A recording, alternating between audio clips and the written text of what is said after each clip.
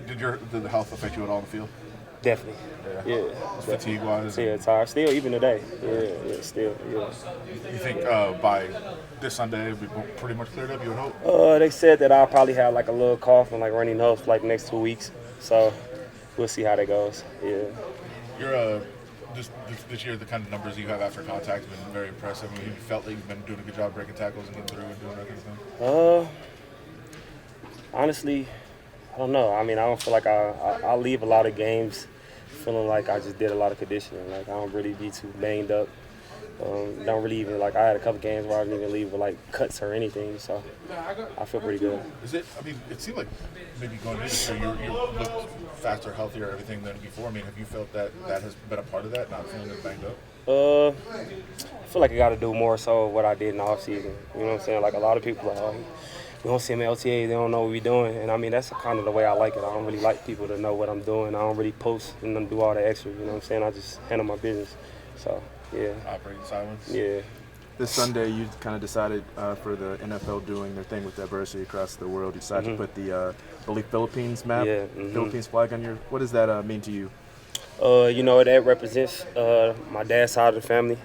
So my grandma was from the Philippines. My dad was born in the Philippines. So it's kind of like a big culture for my family. So just wanted to come out and represent it.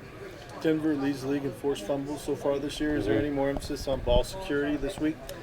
I feel like ball security, especially as a running back, is always the number one emphasis going into any week, just because we have it more than anybody else on the field besides the quarterback. And so just trying to come in and emphasize it week in and week out, especially when you got a good defense that harps on it, emphasizes on it. I mean, if you think about the league right now, turnovers and from forced fumbles and guys actually punching at the ball and stuff is at an all-time high right now because it's being taught, you know what I'm saying? So, I mean, as a ball carrier, it's definitely always on your mind. My thoughts, I always just try to protect it early. And if I protect it early, when I get in the rhythm and stuff, if we get a little loose then I'm okay with it. You guys have obviously enough skill to be really good in the red zone, yet it hasn't translated. Reasons or things that can be done to translate it? It's execution. In this game, especially when you're in the red zone and it gets confined, it takes 11 guys to be on the same page, in the exact moment, at the exact time. So like right now, we might have 10 guys doing it right, and one guy mess up or whatever the case may be. So right now, we just trying to all get on the same page. Josh said he wants to find more balance in the red zone, especially inside the 5-yard line. I think he has a throw 9, run 2. I mean, I'm sure that's something you would welcome. I don't know nothing about it. Nah, me, man, I'm not one of them guys, man. I'm not a selfish player like at all. I believe that it's enough plays to be made by any guy in this room, and we have the talent to give it to any guy in this room. So really, I just try to do what I do when it's my turn, or kind of give him a little bit of confidence in what I do. So yeah. A lot of people coming into this year thought like every team in this division was going to be like 12-5, 13-4. And so far, everybody's had their struggles. I mean, Denver doesn't look like everybody thought. The Chargers had injury problems. The Chiefs lost the game. Like, do you feel like it's kind of everything's still wide open? Like, even though it's a slow start, but everything's right there for you. I think people forget that this is the NFL. Like everybody is good. Like even the worst teams are good. Like, you know what I'm saying? Anybody can get beat on any given day. So it's just who does it better for longer. You know what I'm saying? Who does the right things for longer. And that's what the great teams do. They put it together from start to finish. And I think that's what we're trying to find right now. Appreciate it. What was the process of finding out that you were going to start against the Titans? Like, when did it happen? How did it happen? So basically, like, it was Wednesday or Thursday practice.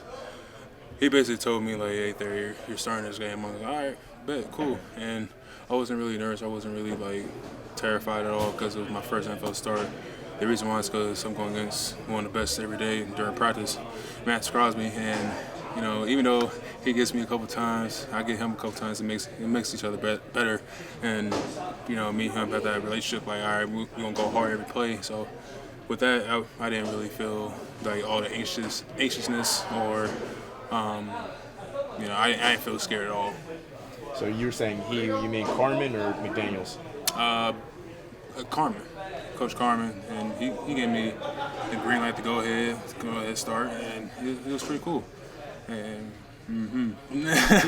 So, I mean, just based off of kind of what you went up against, you have Jeffrey Simmons on that line, a lot of great players.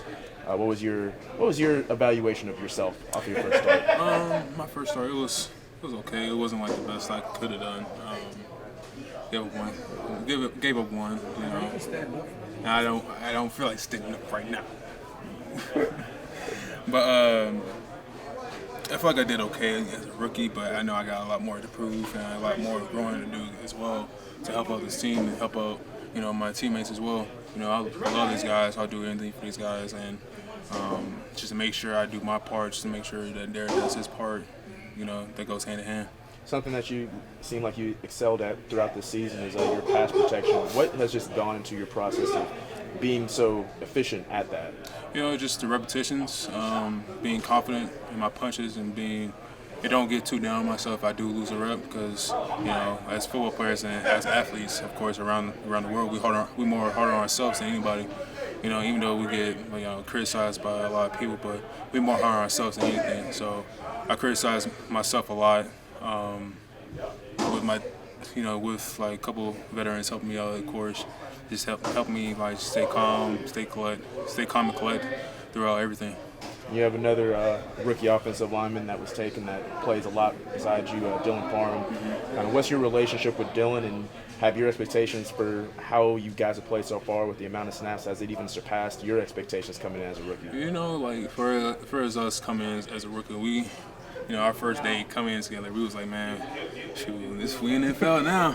And, since we got more, connected with each other and talk more about how things are going, just having that brother right next to me, of course, and that means a lot, just from us coming from two different schools. He's coming from Memphis, I come from Ohio State, and see how can we connect on that part.